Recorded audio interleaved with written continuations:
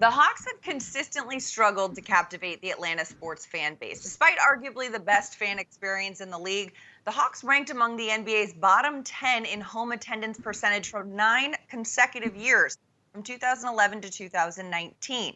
But as Chris Herring writes in today's SI Daily cover, the arrival of Trae Young has perhaps started to turn the perception of this franchise around. Chris, it's been a while since Atlanta had a real star NBA player. Why is Trae Young so important to this franchise?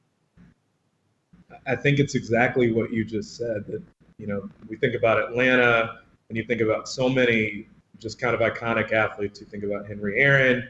You think about somebody like Michael Vick for the Falcons during all those years. They've got Julio Jones, Ronald Acuna, any number of guys. But the Hawks, you have to go all the way back to Dominique Wilkins to kind of find the last time that was true for them, even though they had a good team for a long time. They made the playoffs for 10 straight years during the last decade. But when you do that and there's not really a star, and then you go up against LeBron and get swept straight out of the playoffs, it has an impact that even then, when you win, people aren't really able to go see a superstar player that kids get excited about, that, a lot of dunking or anything like that. It was just a team that you had to kind of be a basketball aficionado to be a fan of. And Atlanta's probably not the greatest city for something like that because of the makeup of the city and the fact that a lot of people are not really originally from there in the first place. Yeah, well, and Trae seems to be bringing that sparkle factor that has been lacking. But as you mentioned, this team has had some success. Even this season right now, they're about to go into a first-round playoff matchup against the Knicks. But in a town that has so many sports franchises, why have the Hawks struggled to captivate the local fan base? Well, you've got the Braves, who kind of have a stronghold on everything. They were nationally televised for years and years and years in the midst of their heyday, where they won 13 division titles in a row. You've got them. NFL is king in a lot of places with the Falcons. You're right in the middle of SEC country with Georgia. And quite frankly, with kind of the growing population and the diverse population that you've got in Atlanta, even soccer has really caught on there. And you've got a really long season ticket waiting list for Atlanta United, who won a title very early in their existence, I think in their second year. The Hawks have not won a title since they've been in Atlanta, since 1968. So that's hurting them. Again, the fact that they haven't had a star there. And when you don't have one star, it becomes very hard to kind of convince other people to want to step in there and become a part of it. And it's strange because you've got people there that really love basketball, that go out of their way to go to the games when LeBron is going to be in town, or Durant. They rate really highly in the rankings when it comes to TV ratings during the finals and other nationally televised games with other teams playing.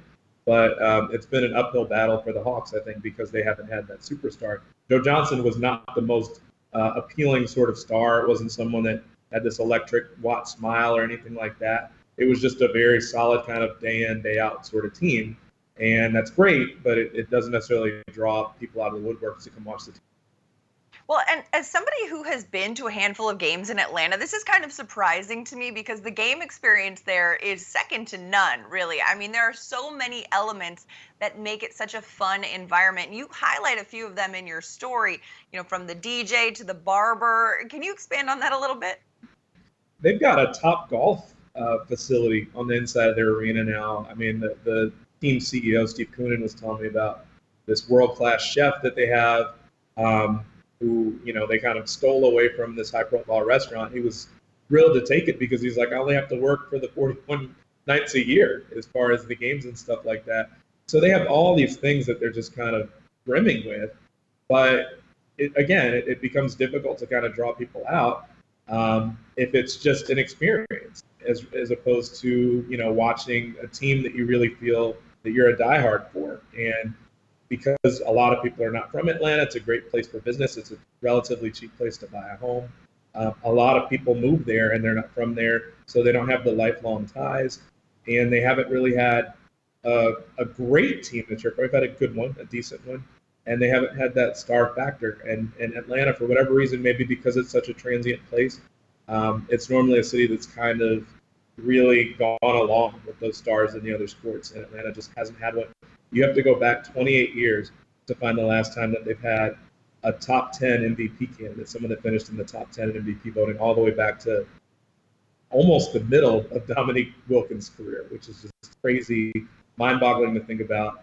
10 years longer than the next longest team's drought. Wow, that is quite the drought. Chris Herring, thank you so much for taking the time and for highlighting today's SI Daily Cover. Thanks so much for having me.